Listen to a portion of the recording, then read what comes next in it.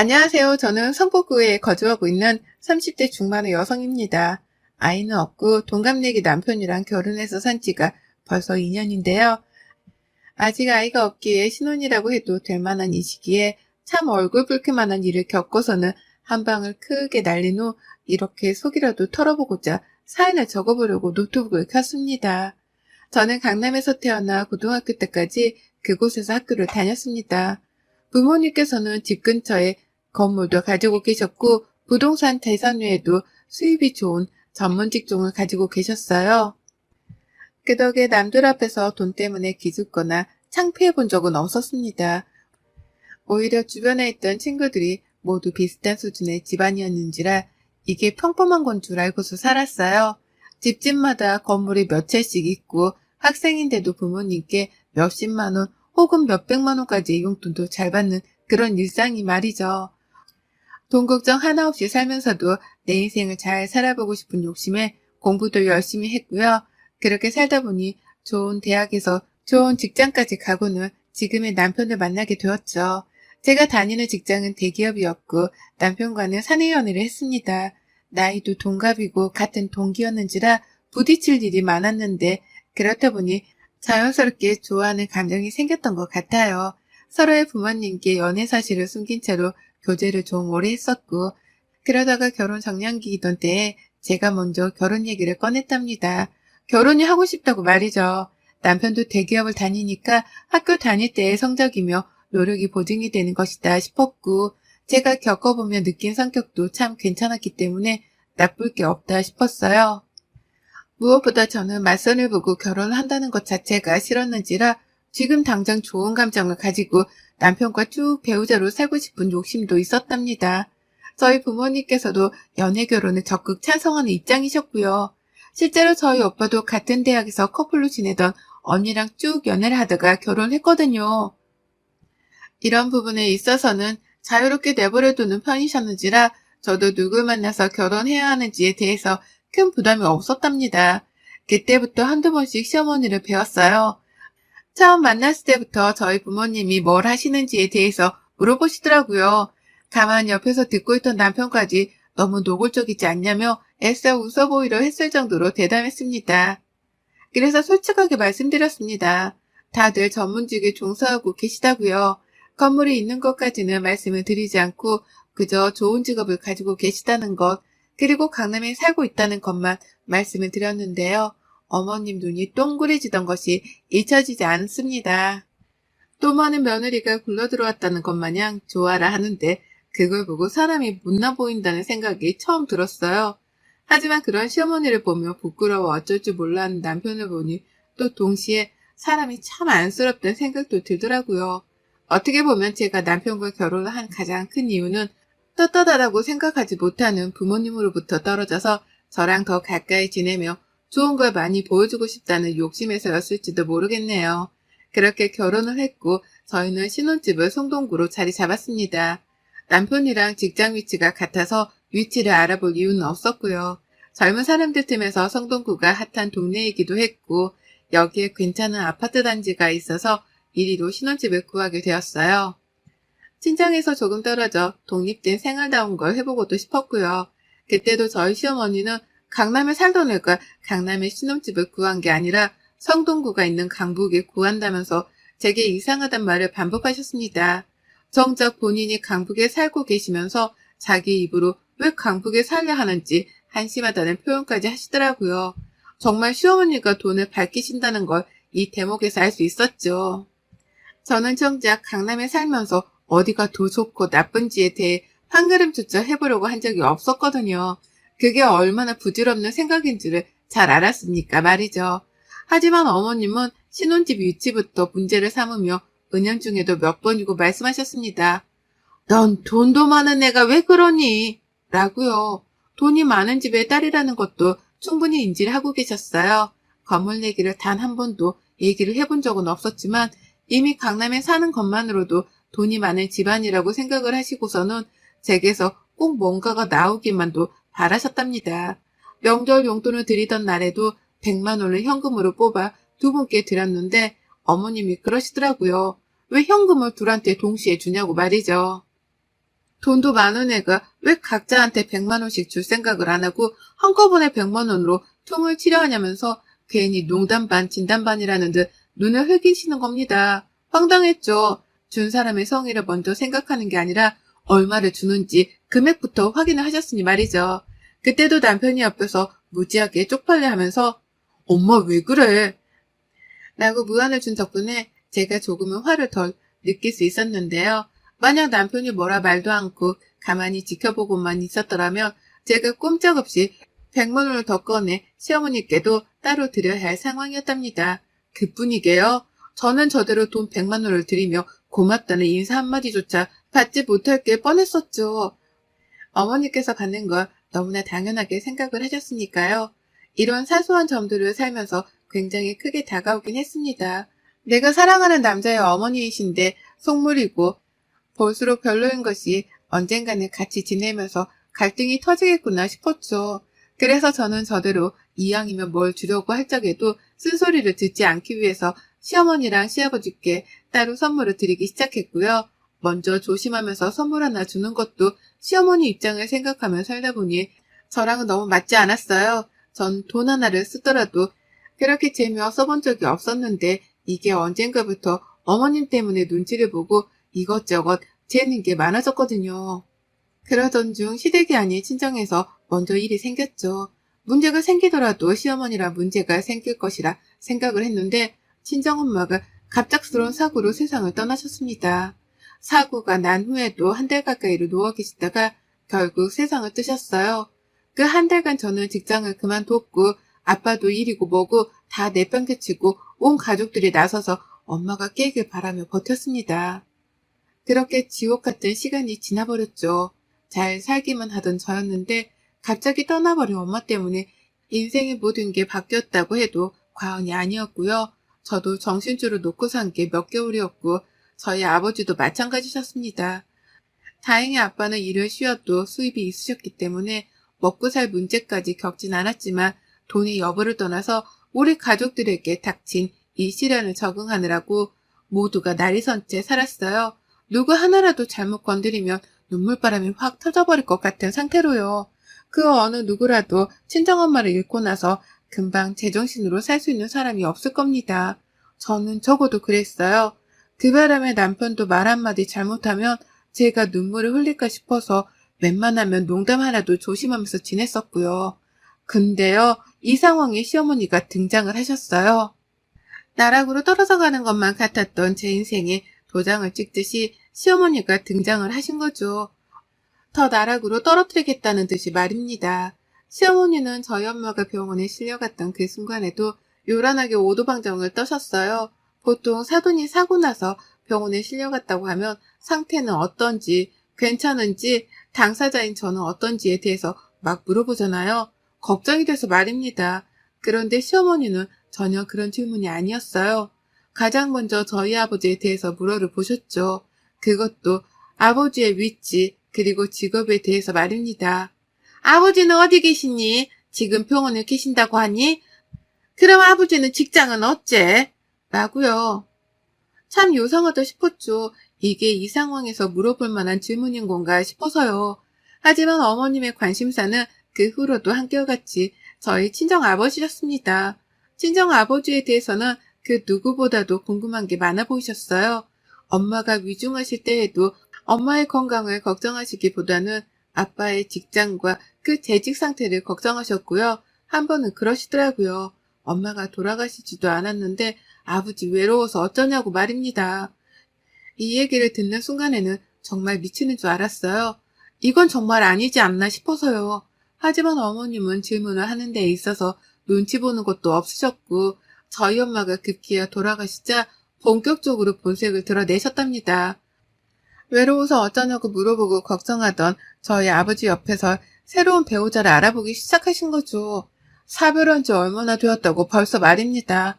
한 번은 유난스럽게 아버지 나이가 어떻게 되냐며 문자를 하더니 전화까지 하시더라고요. 왜 그러냐 물어보니 동문서답으로 대답을 하시면서 아버지 띠까지 물어를 보시는데 이게 뭐 때문인가 싶었습니다. 그런데 얼마 지나지 않아 알았어요. 시어머니의 의도는 바로 자신의 여동생을 저한테 소개시켜주는 것이라는 걸 말입니다. 저한테는 시이모님이신 그분을 감히 어디다 대고 저희 아버지한테 소개를 시켜주려고 했던 거더라고요. 교통사고로 와이프를 잃고 힘들어하는 저희 아빠한테 말입니다. 아버지 나이랑 띠를 물어봤던 것은 자신의 여동생이랑 합이 잘 맞는지에 대해서 확인을 하기 위해서였고요.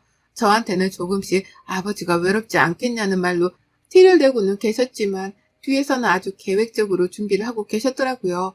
엄마가 돌아가시고 나서부터는 처음 한두 번 외에 나머지는 모두 다 시어머니가 저희 아버지한테 바로 전화를 걸어 연락을 취하셨다고 합니다. 아버지가 이 얘기를 해주지 않으셔서 처음엔 저도 눈치를 못 채고 있었는데요. 한 번은 저희 아버지가 저한테 조심스럽게 물어를 보시더라고요. 저희 시어머니가 시아버지랑 별거라도 하고 계신 거냐고 말입니다. 너무 터무니없는 말씀에 이게 무슨 소리냐고 물어를 보니 아빠가 그러시더라고요. 나도 처음에 그냥 내가 걱정돼서 사돈이 자주 연락을 하시는 건가 싶었다. 그런데 가만 듣고를 보니 나도 기분이 더럽네. 사돈하기를 어떻게 하면 외롭냐 안 외롭냐를 이상하게 물어를 보신다니. 이 상황에 내가 누구를 소개받을 정신이 있겠냐? 근데 뭘 자꾸 소개를 시켜주겠다고 하는데 그게 자기 자신인가 싶기도 하고. 라고요. 시어머니가 저한테 하던 신뢰를 저희 아빠한테까지 범하셨던 겁니다. 직접 전화를 하신 것만으로도 화가 나는데 그렇게 전화를 해서는 아빠한테 외로움 타령을 하셨다는 거예요. 그러니 저희 아버지는 시어머니가 혹여나 시아버지랑 사이가 안 좋아서 자신한테 꼬리라도 치는 건가 싶어서 한참 말도 못한 채 속을 썩이셨다고 했고요. 그 상대가 다른 사람도 아닌 딸의 시어머니니 자칫했다가 콩가루 집안 소리를 들을까 싶어서 혼자 고민하던 걸 털어놓지도 못한 채 애를 태우셨다는 말에 제 얼굴이 다 화끈거려 죽는 줄 알았답니다. 어째 그런 짓을 하셨나 싶어서 말이죠. 그래서 당장 시어머니께 전화를 걸어 답을 듣고자 따져 물었는데요. 어머님이 그러시더라고요. 나 아니야. 나 말고 내 동생. 라고 말이죠. 자신이 아닌 자신의 여동생을 소개시켜 주려고 했다는 말을 아주 당당하게 뱉어내시는데 몸둘 바를 모르겠더라고요. 그 말이 나를 안심시켜 줄 거라 생각을 하신 건지 당당하게 자신의 여동생을 사돈한테 소개를 시켜주려고 했다는 어머님의 말에 망치로 얻어맞은 듯한 기분이 들었습니다. 저게 제정신이 바뀐 사람이 할 수 있는 소리인가 싶었던 거죠. 하지만 어머님의 주장은 한결 같으셨죠. 이왕 이렇게 된 건 내 여동생을 소개시켜주건 나를 직접 소개시켜준 건 뭔 상관이냐. 니들은 이미 결혼을 했고 애도 안 낳고 있는 마당에 외로울 어른들이라도 덜 외로운 게 낫지. 라는 말씀을 하시며 저를 반복해서 황당하게 만드셨죠. 듣고 있는데 괜히 구역질에 나올 것 같이 기분이 들어왔어요. 괜히 돌아가신 우리 엄마만 억울하게 되셨구나 싶은 생각에 눈물도 났고요. 남편한테 말을 했더니 이번에도 남편은 쪽팔려 죽겠던지 한숨을 푹푹 쉬면서 엄마 얘기를 안 듣고 싶다고 하더라고요. 한두 번이 아닌데 이번에는 자신의 이모까지 대동해 장인어른한테 실수를 범하려고 했다고 하니 기똥이 찼겠죠. 그래서인지 이번만큼은 뭐라 대답을 해야 할지 모르겠다는 듯 입을 다물었습니다. 당장 해야 할 건 지금이라도 시댁으로 뛰쳐가 왜 그랬냐며 화를 내야 하는 것이었는데 남편은 쪽팔린 스스로의 처지를 숨기고 싶다는 듯 조용히 입을 다물었죠. 하지만 그 바로 다음날 저는 시이모님 대신에 시어머니의 여동생으로부터 전화 한 통을 받았답니다. 그것도 화가 가득 나서 저에게 소리를 치는 걸 말이죠. 정말이야? 내가 별로해서 소개를 안 시켜준다고 하는 거야? 아니면 딴 이유가 있는 거야? 외로운 사람들끼리 만나서 친구라도 되겠다고 한 건데 너는 네 시어머니한테까지 전화를 해. 그렇게 화를 냈다며? 너가 어쩜 그렇게 중간에서 나를 우습게 만들 수가 있니? 내가 정말 쪽이 팔려서 얼굴을 들고 다닐 수가 없잖아. 돈도 있는 양반이 돈 말고는 즐길 것도 없을 텐데 내가 그냥 옆에서 친구라도 돼주면서 보내려고 했더니만 라고 하면서 한참이나 씩씩대며 숨을 삼키셨어요. 제가 자신을 우습게 만들었다더군요. 아빠가 가진 돈이 많은데 그걸 같이 써봐도 되지 않겠냐는 본심까지 은연중에 드러내면서 말이죠. 화가 나서 본심을 참아 더 숨기지 못한 채 열불을 내면서 홧김에 터뜨려버리신 겁니다. 그리고는 수습을 한다며 친구처럼 지내보려 한다는 말로 얼버무리기까지 하셨죠. 알고는 있었지만 진짜라고 생각을 하니 속에서 분노가 들끓더군요. 내 아빠의 재산을 같이 쓰려고 친구라는 말을 해가며 소개 한번 받아보려 했다고 생각하니 소름이 쫙 끼쳤습니다.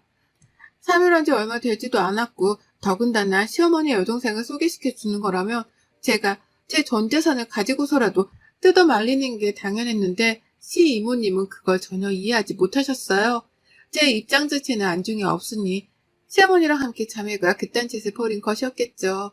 오히려 사태 파악을 못하고 자신의 자존심만 상했다면서 징징거리는데 내가 우리 엄마도 아니 이 사람 떼쓰는 거 왜 감당해주고 있어야 하나 싶어 기가 막혔습니다.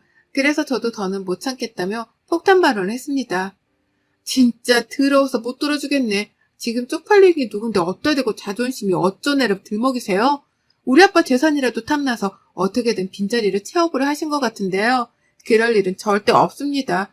가만히 있었음 재산 받은 며느리 덕에 돈다발 구경이라도 해보셨을 텐데 이젠 그러지도 못하게 됐네요. 라고 말이죠.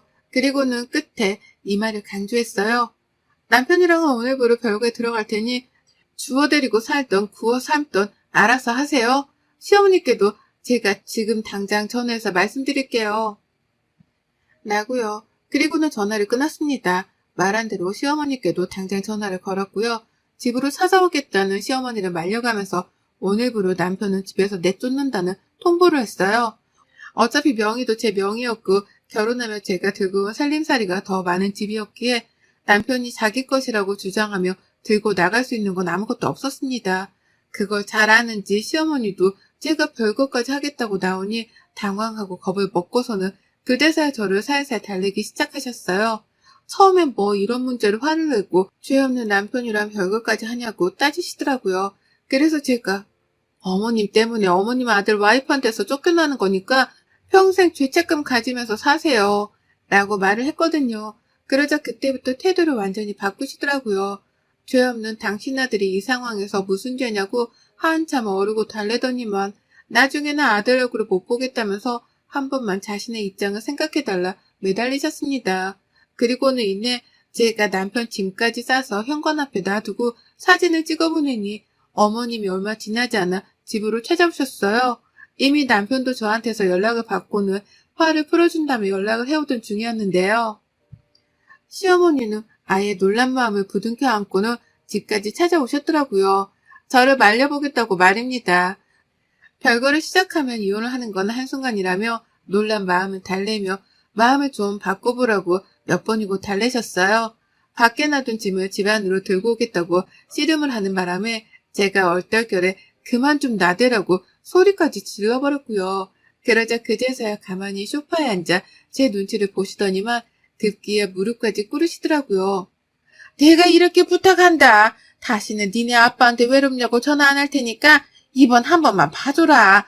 나 진짜 그냥 외로운 사람들끼리 외롭지 말라고 소개만 시켜주려고 했던 거야. 그 이상 다른 생각은 한 적이 없어. 정말이야. 라고 말씀을 하면서요.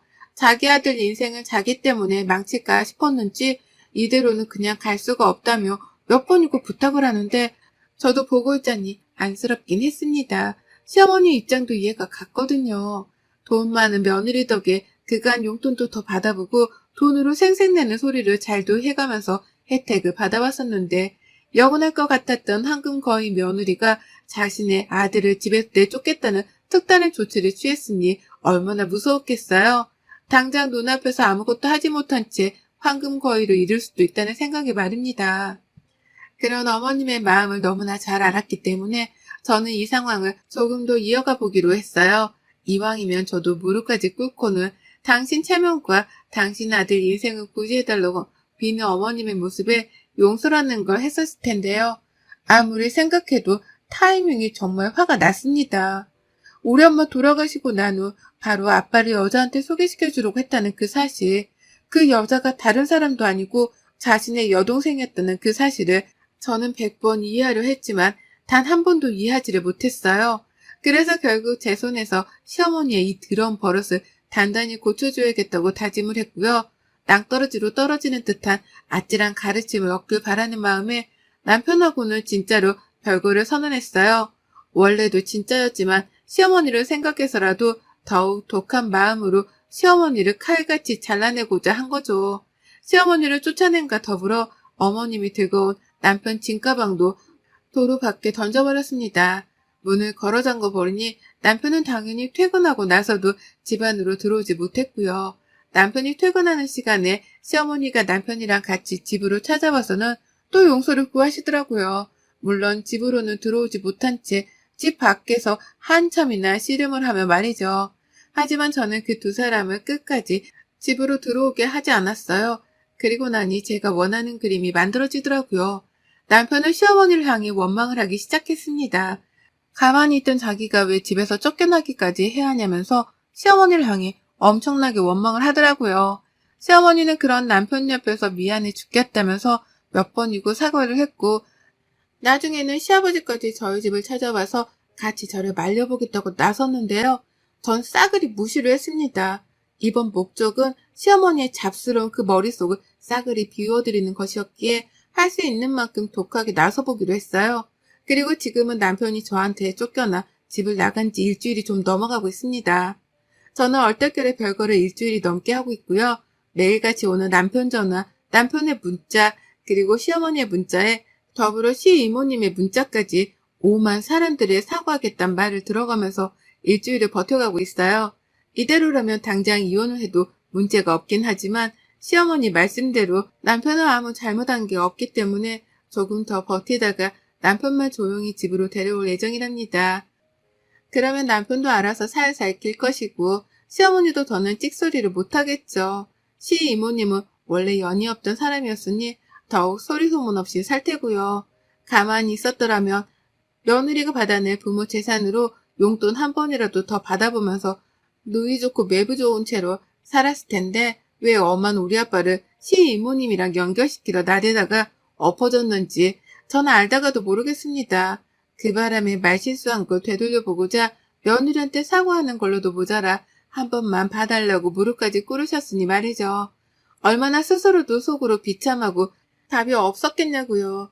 앞으로는 시어머니 앞에서 돈을 보이기는커녕 용돈 하나도 칼같이 금액을 정해서 줘야 할 때만 줄 거예요.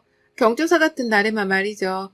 감히 제 돈에 대해서 왈가왈부하지도 못하도록 입 딱 다물고 조용히 내 남편만 단속시키며 살랍니다. 그러면 어머님도 눈치껏 알겠죠. 죽을 때까지 누구보다 조심하고 예의를 갖추며 떠받들며 살아야 하는 게 제 남편이 아니라 저라는 걸 말입니다. 아무래도 시어머니를 정신 차리게 할 이번 작전은 완전히 성공한 것 같습니다. 여러분의 생각은 댓글로 남겨주세요. 오늘도 시청해 주셔서 정말 감사합니다.